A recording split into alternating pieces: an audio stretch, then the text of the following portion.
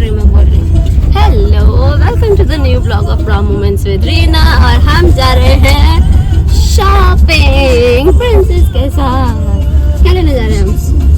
के लिए ड्रेस लेने जा रहे हैं और फिर हम जाएंगे रामायण वाटिका जो बरेली में खुली है नई नई।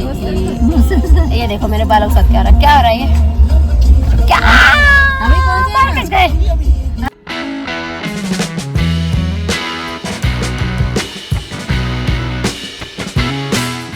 बस फिर हम शॉपिंग करने गए। पर्पल यूनाइटेड के शोरूम में नया खुला है तो हमने सोचा चलो चेक कर लेते हैं क्या बढ़िया मिलता। और वहाँ पे एक ड्रेस बहुत ही प्रेटी लग रही थी ये वाली, तो हमने ले ली इसी के लिए। और उसके बाद हम पहुँचे रामायण वाटिका। तो ये अभी शायद सेकेंड डे है इसका ओपन होने का। बहुत ही सही जगह खुली हुई है। वैसे तो बहुत तेज़ धूप हो रही थी, बहुत भयंकर।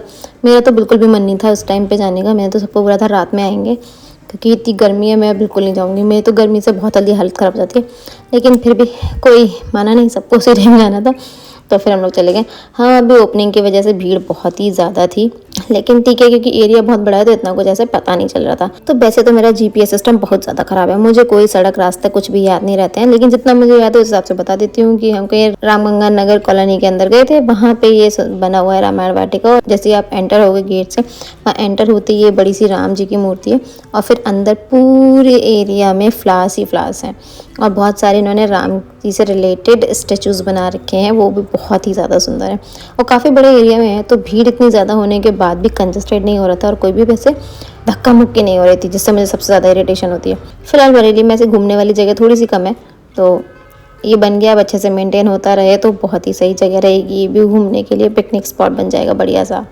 चलो आप लोग रामायण वाटिका के व्यूज़ एंजॉय करो और मैं मिलती हूँ यहाँ से निकलने के बाद।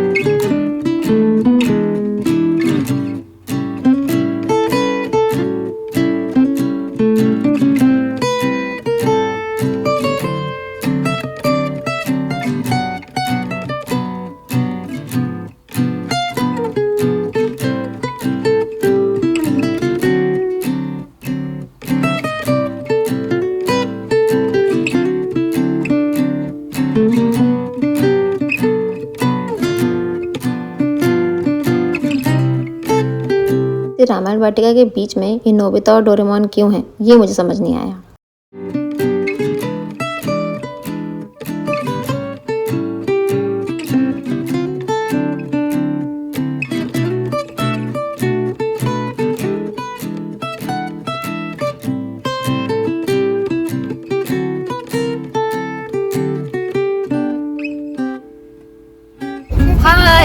हम गर्मी में करा चुके हैं बहुत सारे टैनिंग। ये इसी की क्या लगा ले। और इसे हम कहाँ घूम के आए? कहाँ घूम के आए? रामायण वाटिका। मंदिर नहीं, रामायण वाटिका। रामायण वाटिका वहाँ क्या था? राम जी और फोटोज थे वहाँ पे। हनुमान जी। भयंकर टैनिंग हो गई। अब हम जा रहे हैं घर जाके बनाएंगे कड़क चाय और मैं खाऊंगा किंडर जॉय। अरे भैया ये तो बहुत ज्यादा डिटेल है। अभी बुआ को देखना। हाँ, देखो भैया ये मेरे अत्यंत काले मुंह पे लग रहा है बैंगनी गंदा फोटो। यार भयंकर काली लग रही हो, गंदी रहनी हो गई है। ये तो सही है।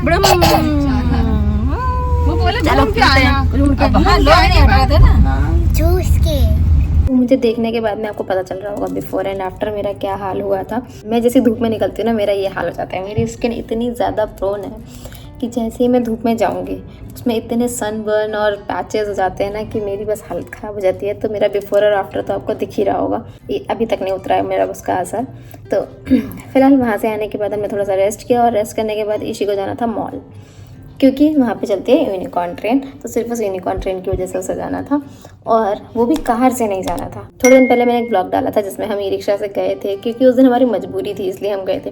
पर आज भाई पापा सब लोग घर पे थे, लेकिन फिर भी हम मॉल गए ई रिक्शा से, क्योंकि मैम को ई रिक्शा पे बैठ के घूमने में बहुत मज़ा आता है। तो फिर उसके बाद हम लोगों ने ई रिक्शा वाले भैया को बुलाया और फिर मॉल गए।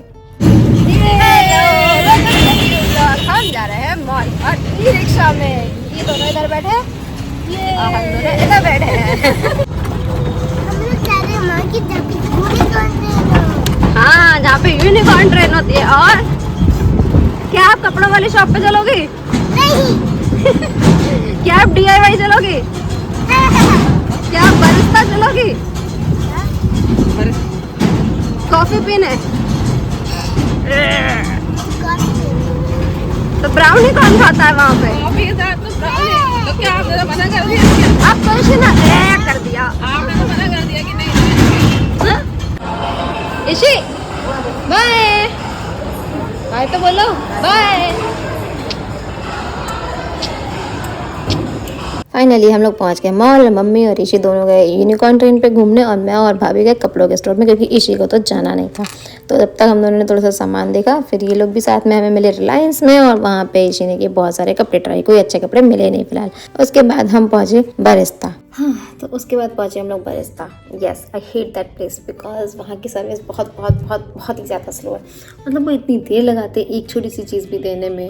हमें अराउंड 1.5 आवर लगा होगा वहाँ पे जस्ट वॉफल और कॉफ़ीज़ में। बस इसी को वॉफल्स पसंद है इसलिए हमें वहाँ जाना पड़ता है, क्योंकि और कोई स्टोर है नहीं वहाँ पे। बेल्जियम वॉफल्स है, वो मतलब वो शहर के दूसरी तरफ है, तो फिर मजबूरी है, अगर मॉल गए हो तो वहाँ पे फिर बरिस्ता से ही लेना पड़ता है इसलिए।